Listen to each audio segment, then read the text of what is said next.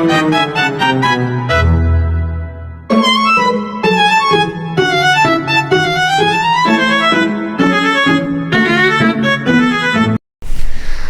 Volkis, selamat datang di Kominfo. Kita bakal ngebahas tentang kegiatan mahasiswa semester 4 selain belajar. Jadi untuk beberapa menit ke depan, kamu bakal ditemenin sama aku Wulan, aku Andra. dan kami bakal ngasih tahu nih kalau mahasiswa itu tuh kerjanya tuh nggak cuma belajar doang, nggak cuma masuk kelas doang, bener nggak sih? Bener.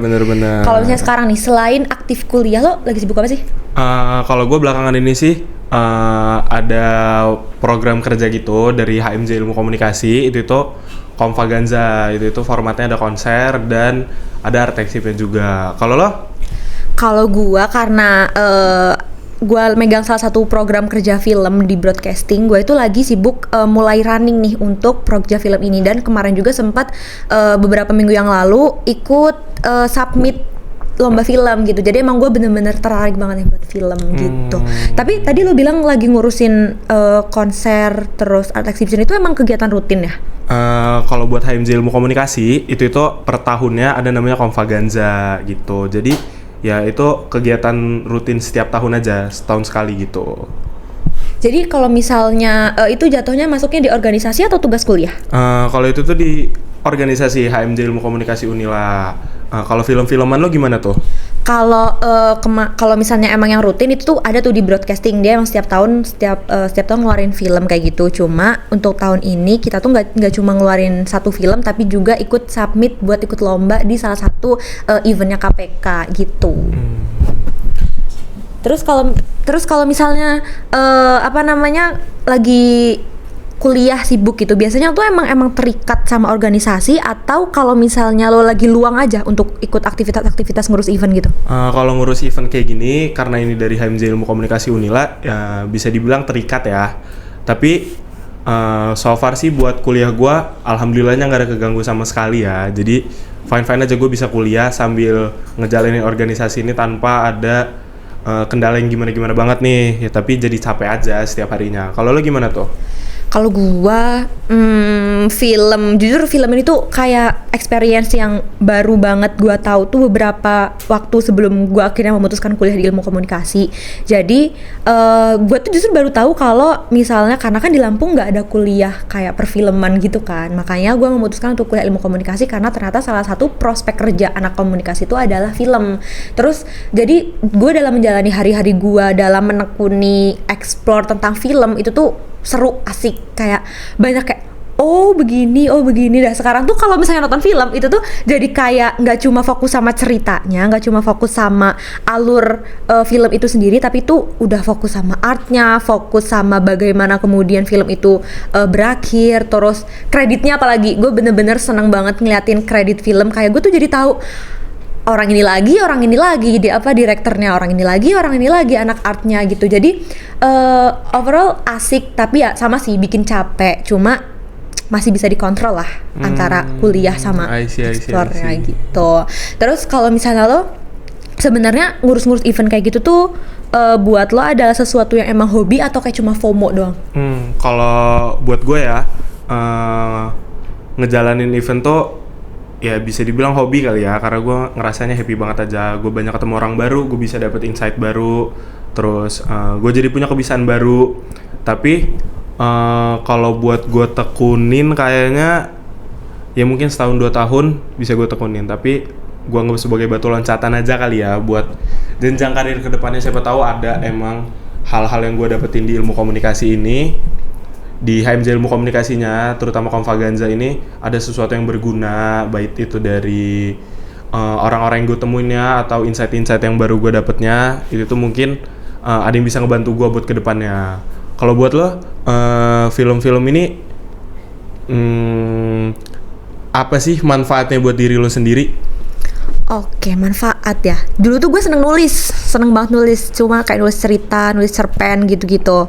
Terus karena menurut gue, dulu tuh gue ada tipe orang yang sering gonta-ganti cita-cita gitu loh. Gue habis nonton film tentang pengacara, gue pengen jadi pengacara. Gue habis nonton film tentang dokter, gue pengen jadi dokter gitu. Terus lama-kelamaan cita-cita itu tuh menumpuk sampai orang tua gue tuh bahkan kayak mau apa lagi sekarang cita-cita kamu gitu. Sampai akhirnya gue kepikiran kayak gimana kalau gue bisa bebas jadi siapapun dengan gue bikin cerita. Nah makanya gue seneng nulis. Kemudian setelah beberapa tahun gue seneng nulis, gue tuh jadi mikir gimana kalau cerita-cerita yang gue punya ini itu tuh divisualisasikan, jadi orang tuh bisa lebih ngeh gitu, ini tuh maunya gimana. Nah jadi sesuatu yang awalnya dari hobi, karena kemudian kuliah kan kita makin gede kan makin tahu ya apa sekarang butuhnya duit gitu.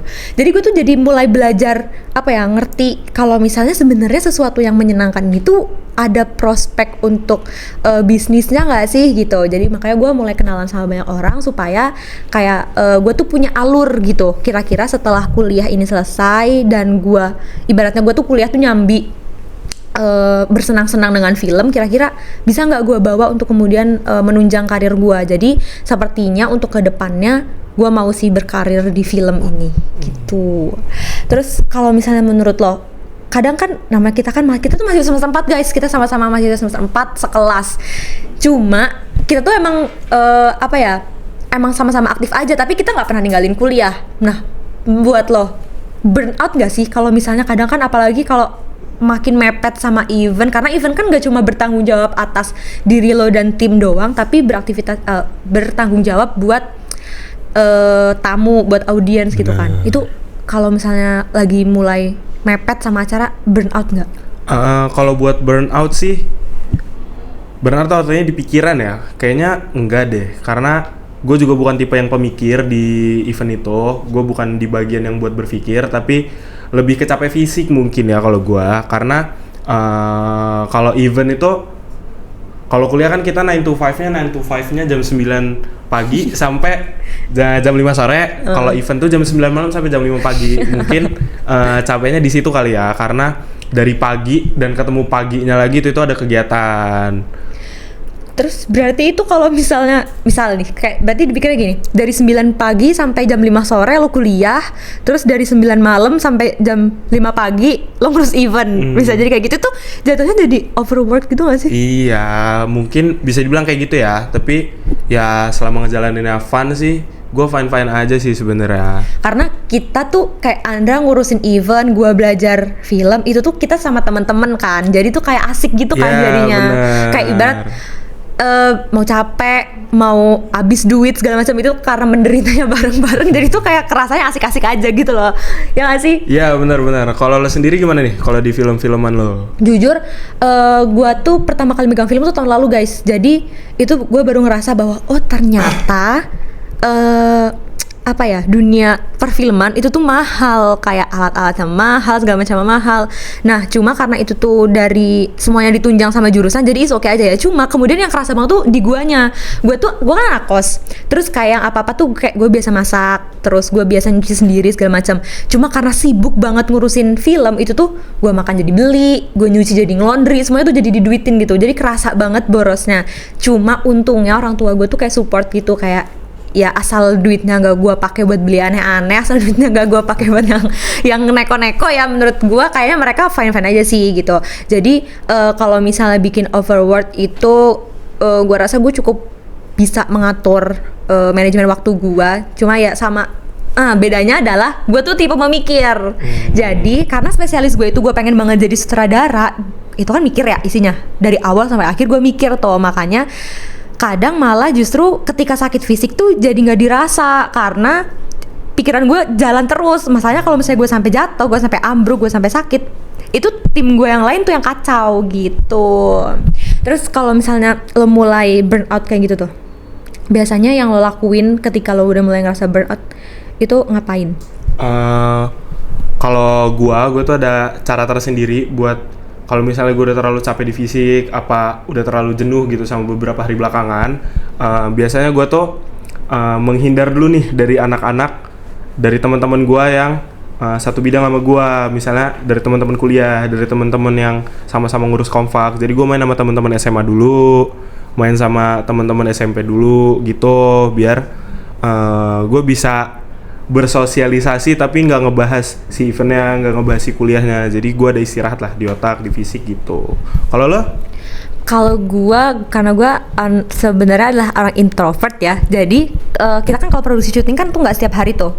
Nah biasanya misalnya dalam seminggu 3 hari itu ngurus film, masih ada sisa 4 hari itu gue bener-bener mengurung diri di kamar, nggak mau ketemu siapapun, nggak buka HP, terus buka HP tapi nggak buka chat, nggak menerima telepon dari siapapun kecuali mungkin gue nelpon orang rumah.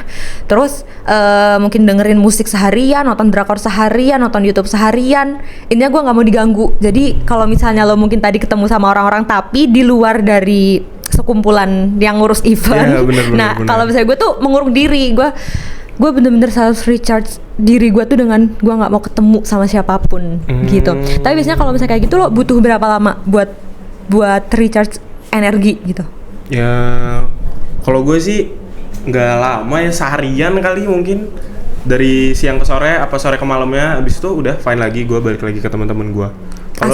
Asal nggak ketemu sama orang-orang yang kayak segawean gitu. Yeah. Kalau misalnya gue sehari itu tuh justru hari pertama itu biasanya gue pakai buat tidur full tuh. Atau gue kayak cuma melek tuh kalau kerasa lapar baru melek gitu, baru keesokan harinya gue full melek gitu-gitu. Jadi menurut gue untuk nge-recharge energi tuh nggak cukup 1 hari.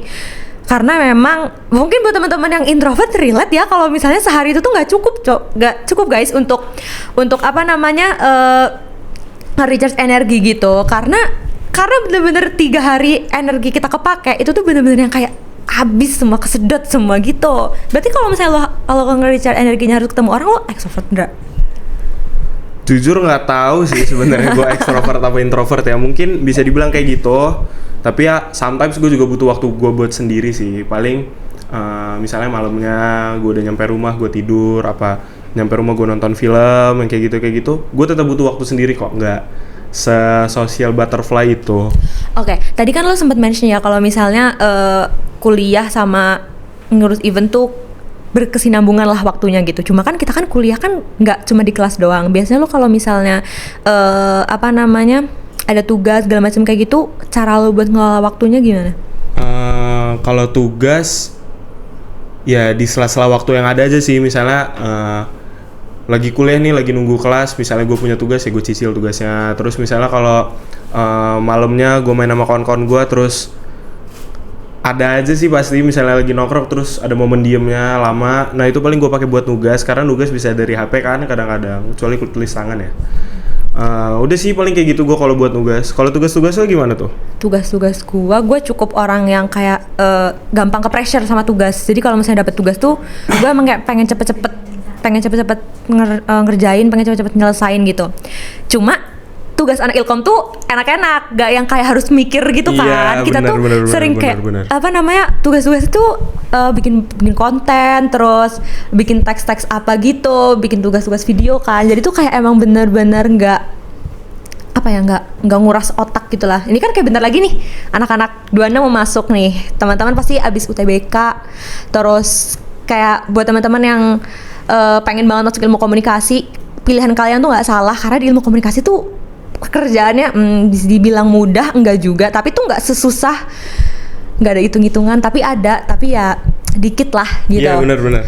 Lo kalau misalnya sejauh ini tugas yang paling lo suka tuh yang modelnya kayak gimana? Tugas-tugas makalah, bikin teks itu lumayan simpel tuh menurut gua. Kayaknya enak deh tugas-tugasnya kayak gitu semua, atau malah tulis tangan. Gue suka tulis tangan by the way. Serius tulis tangan, tapi fun fact-nya ya, kita tuh kalau bisa tulis tangan tuh banyak banget. Iya benar. Tapi kenapa suka woy? Karena menurut gue tulis tangan itu ya bisa nginget masa-masa SMA zaman dulu. Benar, kayak gitu sih. Jadi lebih simpel aja gue ngerjainnya. Tapi kalau gue jujur nggak suka. Gue lebih sukanya kayak bikin video gitu, karena kalau misalnya nulis tangan tuh sakit gitu loh di tangan. Berarti lu demen nulis, tulisannya bagus gak? Wah, enggak juga sih ini ya. Yang penting bisa dibaca sendiri lah, bener banget. Nah, teman-teman, jadi kita tuh kan semester 4 ini tuh ada mata kuliah Metopen kan, dan itu tuh ya pas dosen pertama isinya tuh tugas nulis semua. Jadi ibarat tuh lu marem tuh buat nostalgia sama masa-masa SMA karena tugas Metopen tuh nulis semua. Beda sama dosen-dosen selanjutnya. Jadi kan kita satu mata kan ada 3 dosen kan teman-teman. Nah, dosen pertama itu yang bener-bener kayak ngasih tugas tuh full tentang tulisan, bener kan? Jadi kalau misalnya di dosen selanjutnya baru kita dikasih tugas presentasi. Presentasi deh, kebetulan buku ucap tuh seneng kalau disuruh presentasi. Wah, nggak banget lagi. Kenapa? Karena buat maju ke depan kelas menurut gua yang nggak gua banget aja. Gua kurang suka hal-hal kayak gitu tuh. Buat aktif di dalam kelas kayaknya nggak Andra kayak gitu.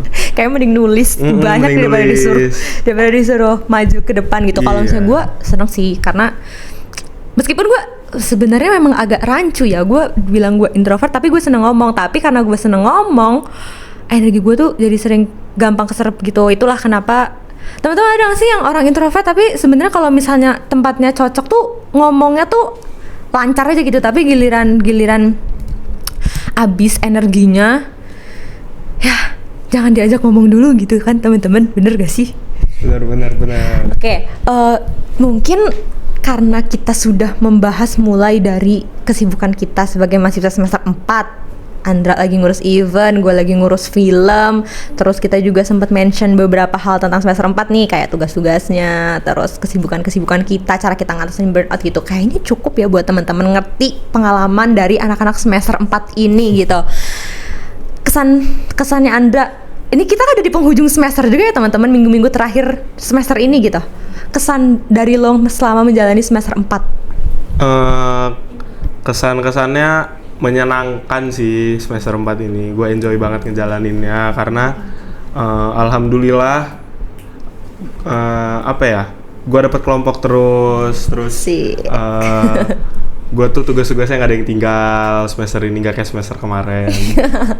Kalau lo gue enjoy, tapi sebenarnya di antara semester 1 sampai semester 4 ini kerasa banget beratnya, tugasnya mantep, mata kuliahnya mantep, dosennya mantep, tugasnya gue nggak nyangka gue bisa sekuat ini gitu menjalani. Jadi kayak gue hampir setiap hari menghitung ini udah minggu keberapa ya, kuliah tinggal berapa minggu lagi, kayak ayo dong berakhir dong semester 4, kayak capek banget gitu. Cuma sama kayak Andra, karena banyak tugas kelompok dan teman-teman kelompoknya tuh asik, jadi oke aja. Ini salah satu fun fact juga bahwa tugas-tugas di ilmu komunikasi itu jarang yang sendiri-sendiri, ya kan? Kayak kita tuh sebenarnya tuh kelompokan gitu karena kan makhluk sosial ya teman-teman, jadi nggak mungkin dibiarin ngerjain tugas sendiri gitu. Mungkin udah cukup ya, itu adalah obrolan singkat kami. Jadi teman-teman, buat anak-anak 26 yang mau masuk, buat anak-anak 25 yang mau naik semesternya, jangan takut. Tapi juga cukup harus berjaga-jaga karena kuliah ini ya jangan main-main gitu. Setuju. Ya kan? Nah, begitulah akhir dari obrolan kita. Jangan lupa like, komen, dan follow akun media sosial kita. Terus nantikan konten-konten kita selanjutnya. Sampai jumpa, Folkies! Bye.